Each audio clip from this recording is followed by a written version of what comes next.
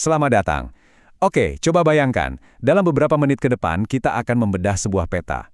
Tapi ini bukan peta biasa. Tujuannya bukan buat nambahin informasi di kepala kita yang udah penuh. Justru sebaliknya, kita mau cari cara biar benar-benar hadir. Seutuhnya, di sini, dan saat ini juga. Pernah kepikiran nggak sih? Di zaman sekarang ini, informasi ada di ujung jari. Semua bisa kita cari. Tapi, kenapa ya kita malah sering ngerasa hampa? Ngerasa nggak nyambung? Nah, paradoks inilah yang jadi titik awal kita hari ini. Nah, disinilah letak perbedaan kuncinya. Tahu itu kan adanya di kepala ya, kayak kita ngumpulin fakta, ngoleksi jawaban. Tapi sadar, wah itu beda cerita. Sadar itu melibatkan seluruh diri kita, pikiran, perasaan, bahkan tubuh. Jadi ini bukan soal apa yang kita tahu, tapi bagaimana kita benar-benar merasakan hidup dari satu momen ke momen lainnya.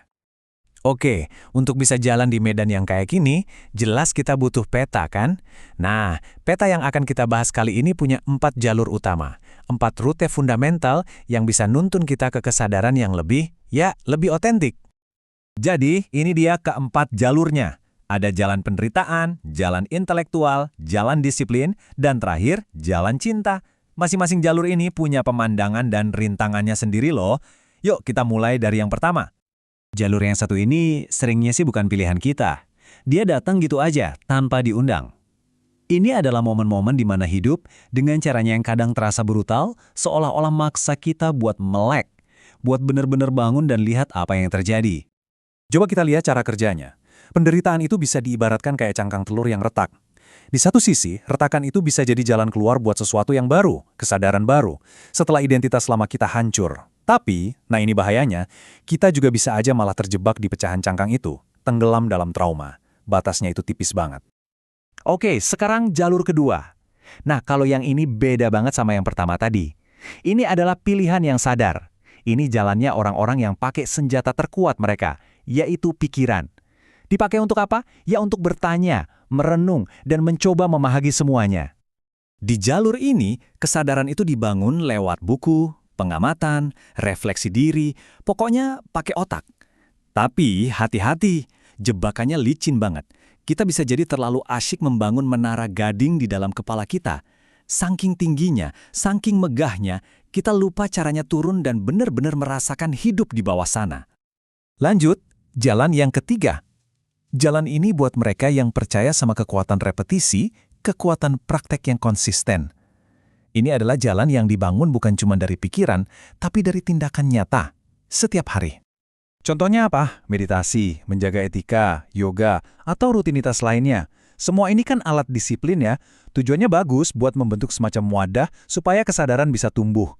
Tapi jebakannya, kita bisa aja jadi kayak robot. Gerakannya benar, aturannya diikutin, tapi jiwa kita nggak ada di situ. Kosong. Nah, itulah bahayanya kalau disiplin cuma jadi mekanis. Dan akhirnya, jalur keempat. Jalur yang ini ngajak kita keluar dari diri kita sendiri. Kalau yang lain fokusnya ke dalam, yang ini justru menemukan kesadaran lewat koneksi dengan yang di luar. Inilah jalan cinta dan pengabdian. Lewat cinta ke orang lain, ke alam, atau ke Tuhan, kita belajar untuk nggak egois lagi, untuk melihat sesuatu yang lebih besar dari diri kita. Tapi, jebakannya ini super halus. Ego kita itu pintar banget nyamar. Dia bisa pura-pura jadi pengorbanan. Kelihatannya kita tulus melayani. Padahal di baliknya, kita haus pujian, cari validasi. Jadi, pelayanan itu malah jadi cara buat nguatin ego, bukan melampauinya. Oke, kita udah bahas keempat jalur tadi. Sekarang, ada satu peringatan penting yang berlaku buat semua jalur itu. Ada sebuah jebakan besar, di mana alat yang kita pakai untuk mencapai tujuan, malah jadi tujuannya itu sendiri.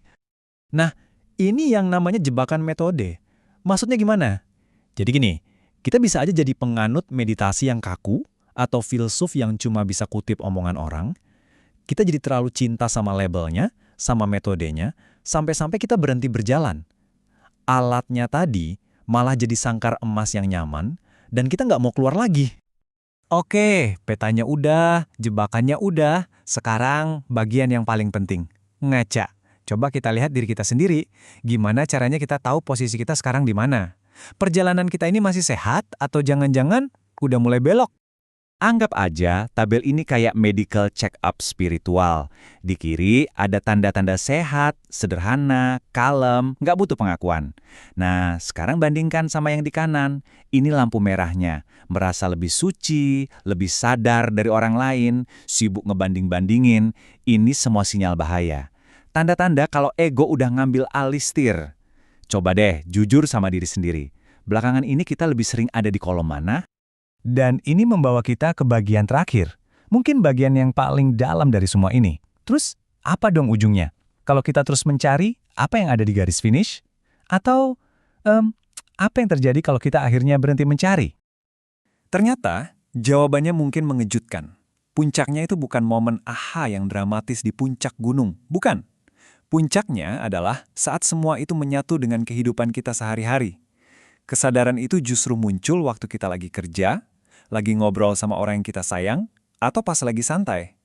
Inilah kedewasaan yang sejati. Jadi manusia biasa, tapi luar biasa hadir. Sebagai penutup, saya mau tinggalin satu pertanyaan buat direnungin. Gimana kalau semua jalan ini, semua metode ini, pada akhirnya cuma punya satu tujuan, yaitu bikin kita capek mencari, sampai akhirnya kita berhenti sendiri. Mungkin kebebasan sejati itu baru datang saat kita udah nggak nyari-nyari lagi, bukan karena kita udah nemu semua jawaban, tapi karena kita akhirnya sadar, semua yang kita cari ternyata udah ada di sini, dari dulu. Terima kasih.